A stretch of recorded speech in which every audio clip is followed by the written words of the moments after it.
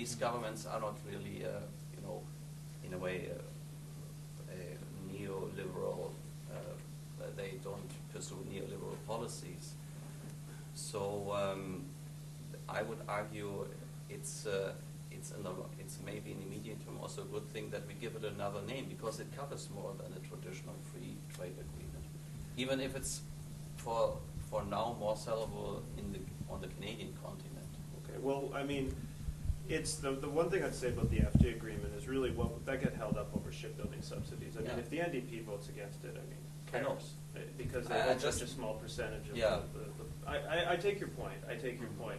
I guess maybe it's a bit of a hangover from the past, whereby we'd go to people and they'd say, trying to motivate people in the business community and politically to support a trade and investment enhancement agreement or a phytosanitary agreement or arrangement. It doesn't really stir emotions and get people motivated, and so that was the difficulty. But now that we're sort of knock on wood about to launch negotiations, fine, we can call it something different.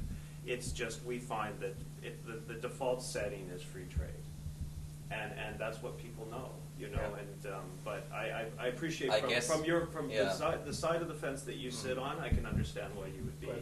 But it's much more ambitious, and if you just look at the scoping exercise, it is much more ambitious. But your trade commissioner, Peter Mandelson, called for a next generation of next generation of free trade agreements.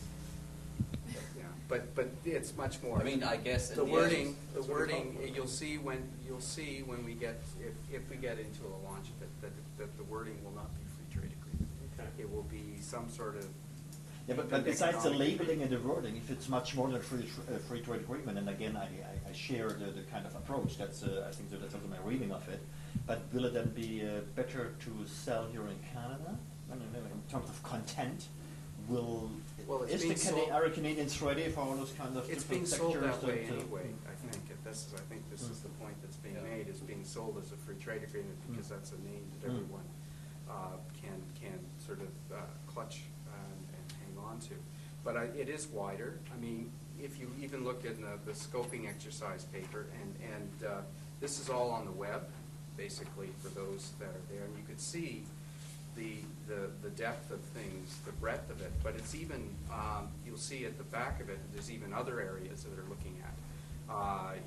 The joint study went to other areas, environment, not only just not sustainable development, but environment, science and technology, for instance, all these other areas. These are also considered possibly to bring into the negotiations if we get into the negotiations, but the problem is just the timelines we had. It was hard to try and let's say scope it out in more detail to put it down on paper at that point. But as the negotiations get into them, it may widen the type of agreement even more so. Just getting back on agriculture, and I think this also makes the point that Professor Woolcock made.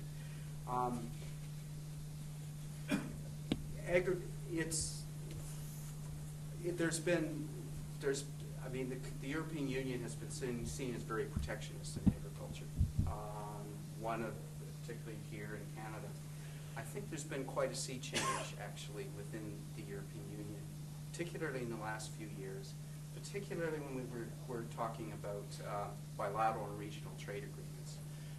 From our agriculture department's point of view, everything is on the table. And although it was looked at, we might get some sensitive areas, and that may be the idea, but this paper on the scoping exercise, which talks on agriculture and says, and it sort of in tariffs, nothing's excluded, you mustn't forget that this paper has been discussed with other departments within, including the agriculture department, which agreed to the language. Agriculture may be more of a problem here in Canada with some of the supply management than it is for the EU in that respect. I'd agree with that. I mean, our Canadian chairman, when he was the trade minister, he always tells this story. He negotiated the final, the conclusion on behalf of the Canadians of the GATT. Who was that? Roy McLaren. Okay. And he, when he came back and told Jean Chrétien that he had, he had concluded the GATT and not given away supply management because this is sort of a sacred cow, Jean Chrétien said to him, yeah, right. Jean Chrétien said, this is honest to God, he's like, supply management, what's that? And he said, well, and he explained what it was, and he goes, oh, that's all the separatists. They never vote for me anyways. I don't care about that stuff.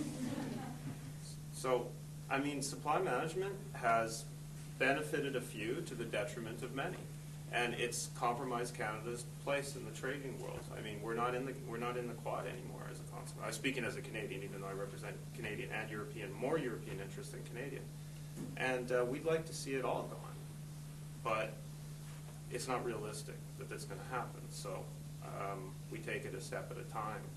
But I think it's going to be fairly clear what the vast majority of the business community believes should occur on the agricultural front.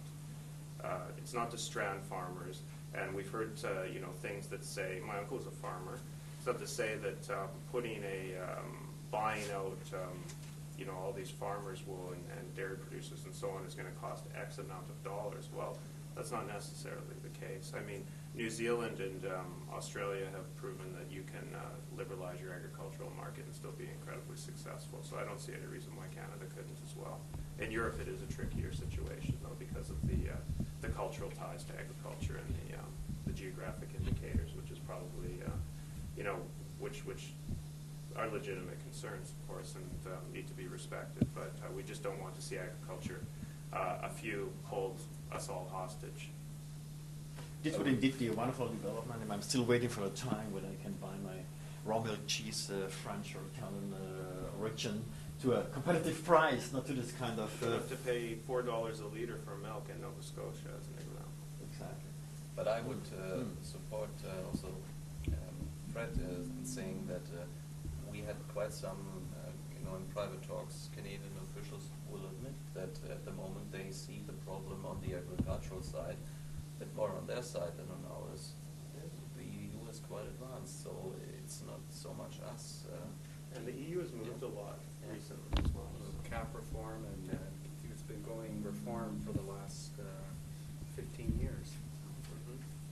I would like you to, go ahead, like to Steve, clarify. and then we open up for the public. Please be prepared for all your critical questions, to all four of them now. But now, I Jörn, would just then, like to clarify Steve. my 95% statement. Yeah. Since we don't have yet May 6, that has partly to do with it. And when you see this Council of Federation declaration from last June, I think, or was it January? There's one province missing, Newfoundland, and of course this is partly due to the seal question. So there's an irritant, and you never know, but we are quite sure that this is an issue, is an irritant, but it will not prevent the launch of negotiations in May. Steve?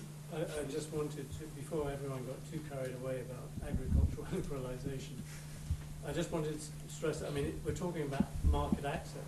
We're not talking about subsidies, because you can't liberalise, well you can, but no negotiator will do it. You can't negotiate away your subsidies in a bilateral agreement, because that means you give a gift to everyone else, Argentinians, everyone else who wants to see the removal of your agricultural subsidies. So it's market access we're talking about. Yeah, the domestic, although the paper does talk about export subsidies and state trading, so the export competition component of it, but not the domestic, ones. Right. That I can see. Who would like to? Danny, Eve. Well, in the Canadian context, this is a very optimistic scenario. But I did look at some polling, not in connection with coming here, on Canadians' view of free trade, done by Environics and other different other polling groups. And Canadians actually, unlike the elites, are opposed to any more large agreements that are basically negotiated out of public eye, and the only people present are